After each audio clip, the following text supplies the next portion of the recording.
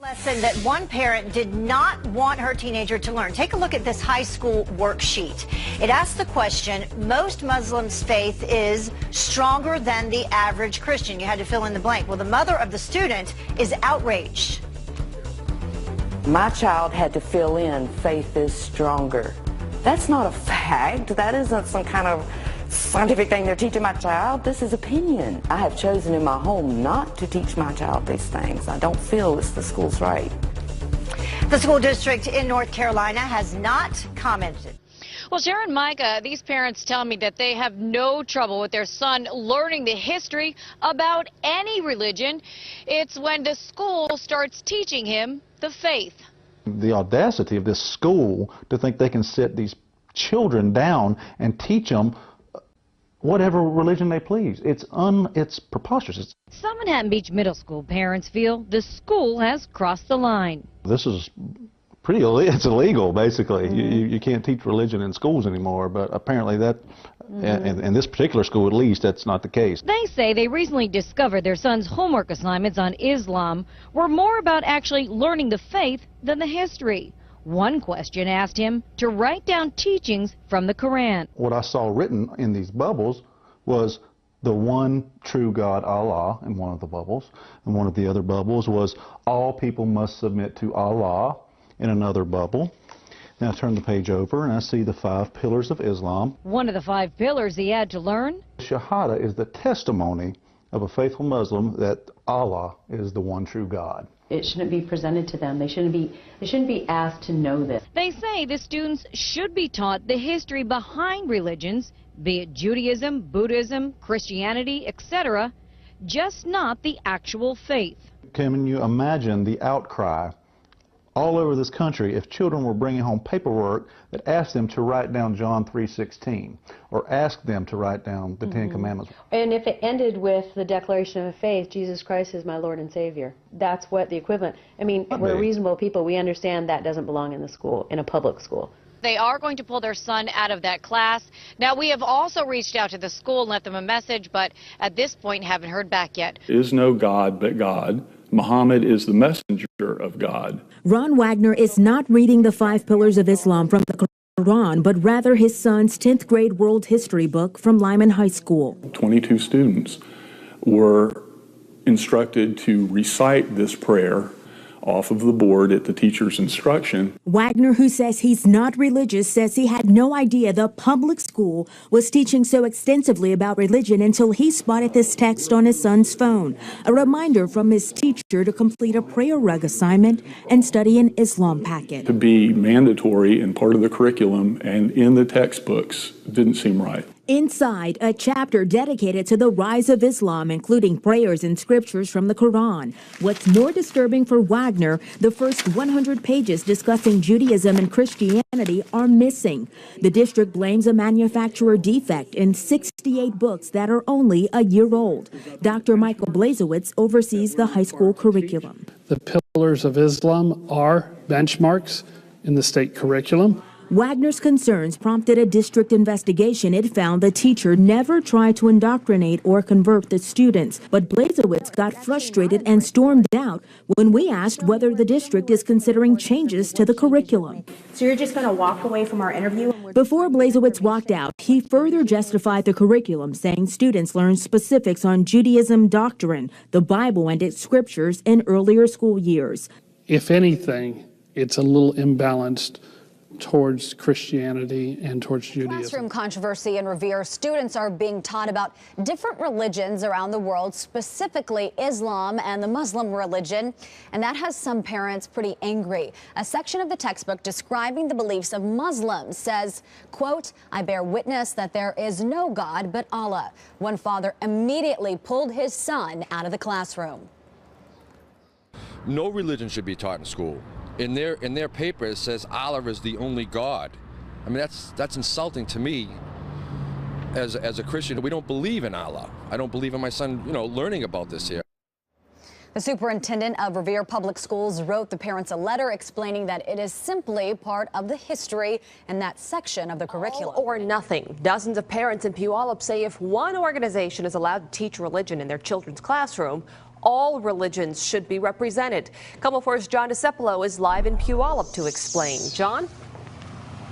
Mary, good evening. The Puyallup School District was presented with a request by a national organization to teach young students about Islam and the Muslim religion as a way to ease fears and educate students. But at a town hall meeting tonight, the message by parents was crystal clear. They don't want any part of religion being taught in public schools. You know, Muslims are welcome here, but if you're going to be here, you get in line, you become American first. Lisa Hedger is frustrated. As a parent, she doesn't want any part of the Muslim religion being taught in her daughter's public school. And I actually told my child's teacher that she was not going to write this particular. She says religion has a time and place, and school is not it. How did you feel Sunday at 9/11? I mean, I spent the whole day in tears, and it's been 10 years, and I didn't think I'd feel that way. A request for special accommodations for Muslim children during Ramadan and other holidays was made to the Puyallup School District by an organization called CARE, the Council of American Islamic Relations.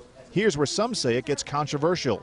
The group also wants to come into schools and speak to children and teach them about Islam. We've seen a rise in bullying against Muslim students, and so our goal is that with some education, with the right accommodations, students will be safer in their schools. But that safety is being questioned by many, including members of Pierce County ACT, an organization dedicated to concerned citizens and parents who feel CARE has ulterior motives. We don't think that it's fair that Islam gets a pass and the other religions don't, but also because CARE is a front for the Muslim Brotherhood. We have a real problem with organizations with ties to terrorism that come into the public schools. Spending weeks studying Islam while skipping over Christianity is de facto promotion of one religion over another. Brandy joins us live this morning from the great city of Nashville. Brandy, good morning to you.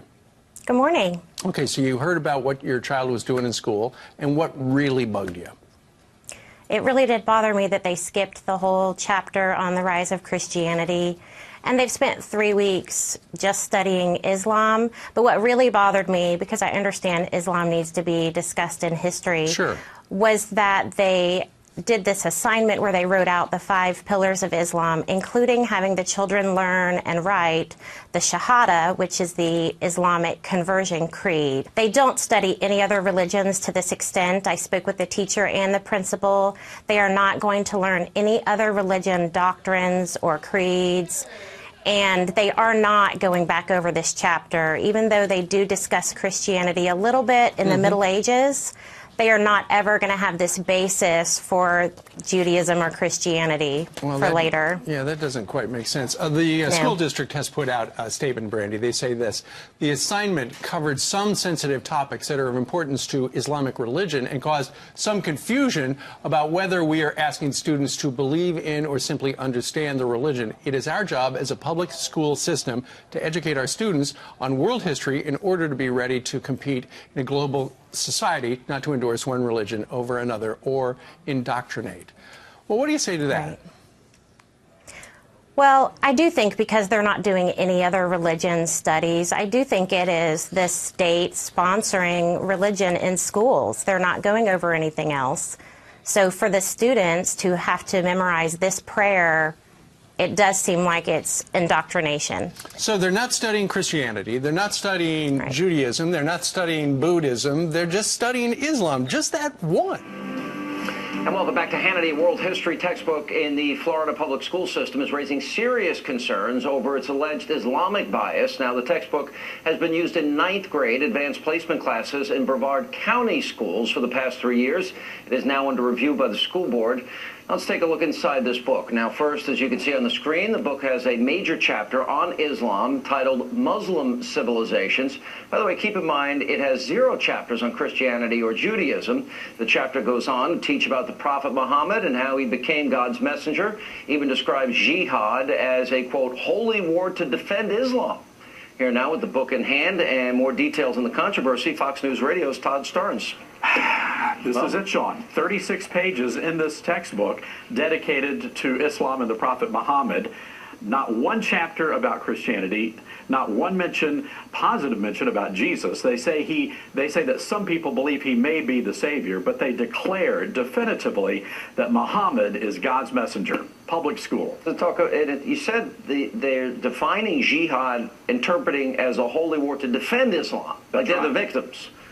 Exactly. As a matter of fact, I mean, through the entire chapter, Sean, I mean, Islam is defended. They talk about how wonderful Islam is to women. I mean, you think that they were having Victoria's Secret stores over there, I mean, by reading this. The women who can't drive or go to school. That's right. Or the women who are stoned, who've been brutally assaulted and murdered. None of that is mentioned here in this book. Or the women under Sharia that need 4 male eyewitnesses to prove rape. Look, it goes so far as to even redefine history and reconstruct history. They talk about the Crusades. Whenever the Christians do something, they call it a massacre. But whenever the Muslims do something, they call it an occupation. Yeah, well, big difference. Why, if it's a world history book and they're going to deal with the sensitive topic of religions, why not comparative religions? It's a great question, and unfortunately, the publisher of this book is not giving us the answer to that question. I called Pearson publishers. They wouldn't talk to us. They gave us a prepared statement. They're defending this. They say it's fair and balanced. But look, school board members are telling me in Brevard County that it's not fair and balanced. They've had a chance to read this, and they have big problems with it. But this is bigger than just Brevard County. Sean, when I did my original story, we started getting emails from all over the country, parents saying they had similar issues, and we understand that a study's been done by the Citizens for National Security, and they tell me that at least 80 textbooks that are in use right now are filled with Muslim bias. This is happening all across the country. Is it just bias, or is it also a whitewashed, politically correct version? For example, the definition of jihad is wrong. Yeah. Exactly. I mean, it's not only whitewashing history, it's also distorting what jihad and what other definitions like that really are. And the reason why is this. There is an organization called the Institute on Religious and Civic Values. They have an advisor. They were an academic advisor to this book. Now, you might say that seems like a fairly normal organization. Innocuous. They changed their name. They used to be known as the Council on Islamic Education. Pretty amazing. Where's the ACLU? Where are liberals that don't want any religion or the mention of Jesus or prayer in schools? Cue the crickets. Look, you put baby Jesus in the school play, the ACLU's filing a lawsuit. You have teachers saying grace, as they did at one school in the Florida Panhandle. They're threatened with jail. But they haven't issued one statement about 36 pages of Islamic doctrine, Bible verses from the Quran in here. No Bible verses, but the Quran is in this public school textbook. Good morning. 6:44. Parents are set to meet with school leaders this week about a controversial homework assignment they say is forcing their children to learn details about Islam. The parents in Walton County want their district to make the lessons optional. Channel 2's Audrey Washington is at the State Department of Education in downtown Atlanta, where we got some answers from the state. And those parents told us that their children are being forced to learn about Islam. Now the State Department of Education is getting involved. What they are learning goes against my religion completely. Many parents here in Walton County fired up about a new curriculum being taught on Islam. Like my daughter had to learn the Shahad and the 5 pillars of Islam, which is what you learn to convert.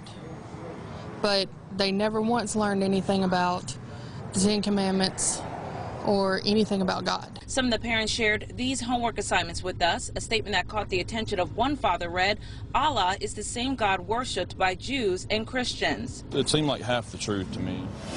We are requiring our kids in our public schools to learn Islamic prayers and what would be the equivalent of the Jewish and the Christian 10 Commandments, something called the 5 pillars of Islam. Okay, so parents of students at a Florida high school outraged after some of their kids were being forced, as you heard there, to recite the Quran.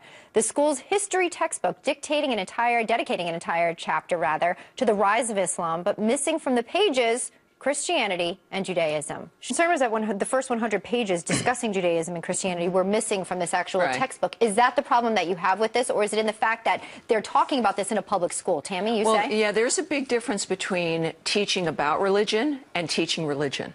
And I think this is what the parents' problem was, is that you can learn about the history, great history of all the religions, of course, and then there is a difference when it comes to prayers. I would think that Muslims would also have an issue if in a madrasa you were needing to recite Jewish prayers. I think that that would be resisted. So when you're looking at a secular dynamic... No, actually, no, because we actually read from the Elder Testament and the New Testament as part of our faith. But see, that's the difference, is that reading from from a book or looking at some dynamics within a book of a holy book for a religion is one thing. These kids we had a prayer on a blackboard, we're having to repeat it. One of the take-home projects was to make a prayer rug. And yet there is a remarkable history when you're going to teach history. And in this textbook, and it's not just this one school and one parent, many districts are saying, yes, we've got to have this book rewritten because it does move into an experience of engaging in the religion and teaching the religion versus teaching about it. And of course, when you've got 100 pages missing from the textbook, it also sends a message that maybe there is a different agenda at work here. But what it also tells you is the importance of the parents being involved in their children's education, because you don't know what's going to really be happening in a curriculum. I launched Act for America because I realized we must come together to mobilize the nation, to educate the nation, to make a difference. And at this point of my presentation, I want to move about why I'm so concerned about the education system in our country and what's happening, how the radicals right now are trying to brainwash the children in our country. And this is why we are seeing a rise of homegrown terrorism. People wonder, how can we in the last 2 years have arrested over 75 homegrown terrorists, all Muslims, either born into the Islamic faith or have converted to Islam, trying to attack the United States or carry terrorist attacks against America. Over 75 homegrown terrorists. How did this happen? How did these good people, good Americans, some of them born as Baptists and raised as Baptists like Bledsoe here in Nashville, how can these people become so radicalized to the point where they are hating our country so much they are willing to die to kill Americans? And I'm going to shift right now as to what's happening in this country in education. We talked a lot today about Sharia and the threat of Sharia and our court system, what's happening militarily. We know that they want to attack us. We know they are advancing Sharia and what Sharia is all about. But here is what's happening on the educational level and how they are trying to change our society culturally from within in order to destroy our society. And I'm going to begin with what's happening on college campuses with the infiltration of our country. I call our universities right now occupied territories. People ask me, what's happening with the universities, especially if you have a child in a university? People in the heartland pinch pennies, save their money, eat peanut butter and jelly sandwiches so they can send their children to college to get an education, to have the American dream, only to find out they're sending them to the lion's den. The children come back home, they are completely changed. They loathe America, they do not like America, they're apologizing for America, and you wonder what happened to my children. Here's what happened to your children. You see, there is an Islamic agenda that has been in operation for a very long time. And you have heard today the Muslim Brotherhood mentioned and a lecture about the Muslim Brotherhood. What's been happening with the universities, with the education system, is because of the oil wealth in the Middle East, the Muslims have been able to pour millions of dollars into our universities, setting up Middle East study department and political science department, and appointing Arab professors who are anti-America and anti-Israel, who are brainwashing our students into believing America is bad, Israel is evil, and we've got, they are embarrassed and apologizing for the country. Here is the extent of the Saudi peddling that has taken place in our country. King Fahd of Saudi Arabia has donated $20 million to set up a Middle East study department at the University of Arkansas. $5 million donated to Berkeley's Middle East department from 2 Saudi sheikhs linked to Al-Qaeda. Harvard received $22.5 million.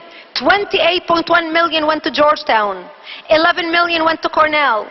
$5 million went to MIT, $1.5 million to Texas A&M, $1 million to Princeton. Rutgers received $5 million share endowment, as did Columbia, who tried to lie to conceal the source of the fund. Other recipients of Saudi-tainted monies include UC Santa Barbara, Johns Hopkins University, Rice University, American University, University of Chicago, USC, UCLA, Duke University, Syracuse University, Howard University, and many, many others. I can go on and on, you get the picture. From the Ivy League to the community colleges and everything in between. We pump the gas and they pump poison into the hearts and minds of our future generation. And this is why we must become energy independent and cut off the money sink to the Saudis.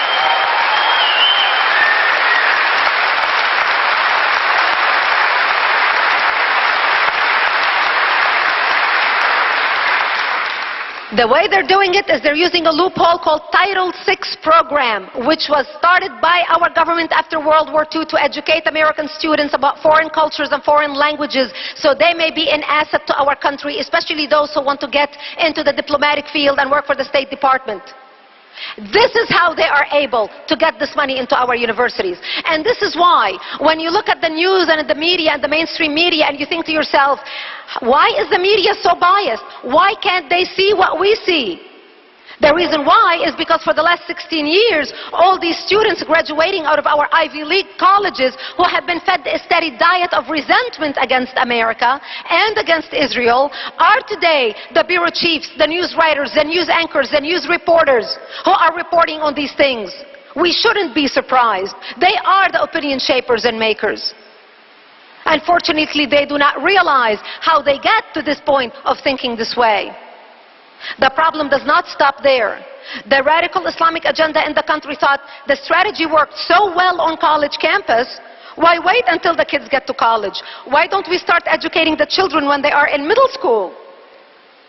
So the Council on Islamic Education started advising America's book publishers on how to portray Islam in public schools. They started consulting with Houghton Mifflin and McGraw-Hill and Random House, who write the social studies books and the history books on how to teach Islam in the public school system. They're doing exactly what Hitler did.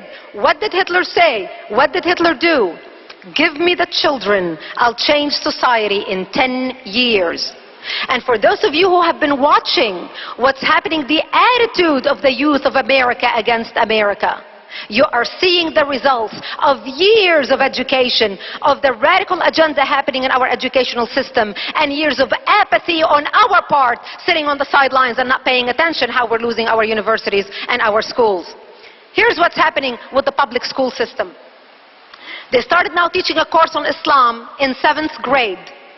The course is a 3-week course where Johnny and Sally have to adopt Muslim names, become Muslims for 3 weeks, memorize and recite verses from the Quran, fast for Ramadan if they can for 1 day to experience what it's like to be a Muslim, and then go to a mosque on a field trip.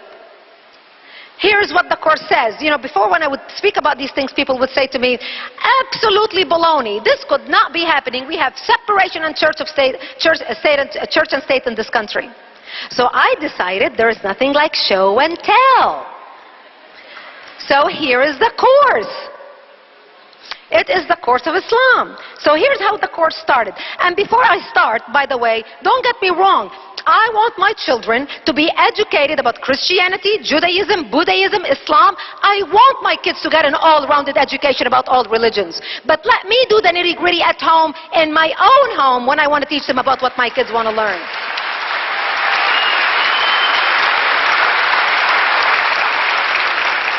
So here's how the course starts. The course starts with the teacher giving instructions to the students about the class. From the beginning, you and your classmates will become Muslims. You will be a member of a caravan. The teacher instructions continue. Dressing as a Muslim and trying to be involved will increase your learning and enjoyment. Finally, trying your best in all tasks will guarantee you an excellent grade and a more enjoyable time. The teacher is already dangling the great carrot in front of the children. Here are the list of Islamic names that the children have to choose from. Abdullah, Khalid, Hassan, Hamza, Ibrahim, Arafat, Kharija, Maryam, Noor, Amina, etc. Here are what they called wisdom cards, which is exercise cards that the children have to study at school, just like they study with math cards or whatever, in order for them to understand their lessons. This card that I'm going to use as an example in particular, and there's many of them pages upon pages, but it talks about jihad. Because jihad has become a word that we are all very familiar with. We have heard a lot because every terrorist that either blew himself up or committed suicide or martyrdom or did a video of his last rite before he blows himself up, he talks about jihad fi sabilillah. He is dying in the path of Allah. Here's what they're teaching our students about jihad. A jihad is a struggle by Muslims against oppression, invasion, and injustice. This is a fact card. Now, if these words sound familiar to you, it's because they are the talking points of Al-Qaeda and the Palestinian Authority and Hamas or whatever, every time they talk about why they're fighting the West, why they're fighting America, they are fighting injustice, they are fighting oppression, they are fighting invasion. Our children in 7th grade in public schools in the United States right now are being taught the talking points of our enemies as facts in our public schools, and we, the taxpayers, are paying for it. And by the way, the word jihad is mentioned in the Quran 40 times, 36 times out of 40 as a war, as a holy war against the infidels to either kill them or subjugate them. So the kids are taught flat lies. And here's the kicker some of you will appreciate, especially, it's amazing that we're doing this at church. Here is the Shahada, or the Islamic salvation prayer, when somebody wants to convert to Islam and wants to become a Muslim. This is what they say. It is the equivalent to the Christian prayer of, I accept Jesus into my heart as my Lord and Savior, etc. Here's what the kids have to analyze in the classroom. They have to analyze this prayer. In the name of Allah, the compassionate, the merciful. Praise be to Allah, Lord of creation, the compassionate, the merciful, King of judgment day. You alone we worship, and to you alone we pray for help. Guide us to the straight path, the path of those whom you have favored, not of those who have incurred your wrath, which is the Jews, nor of those who have gone astray, which is the atheists and the Christians. Can you imagine if the pastor here goes to a school, to a public school, and says, hey y'all, we're going to study the Bible for 3 weeks. You are going to have Judeo-Christian names like Michael and Sarah, and we're going to memorize and recite verses from the Bible, and you're going to try to fast for 1 day to experience Good Friday or Yom Kippur, so you'll know what it's like to come from that heritage, and then you're going to come on Sunday to church service to experience what it's like to be a Muslim. Can you imagine what would happen to that pastor? Hell will break loose. The ACLU will scream up in arms. Again, I am all for religious education at school, but this is indoctrination and it's unacceptable. This is exactly why we have separation between church and state. Do not mix the two together.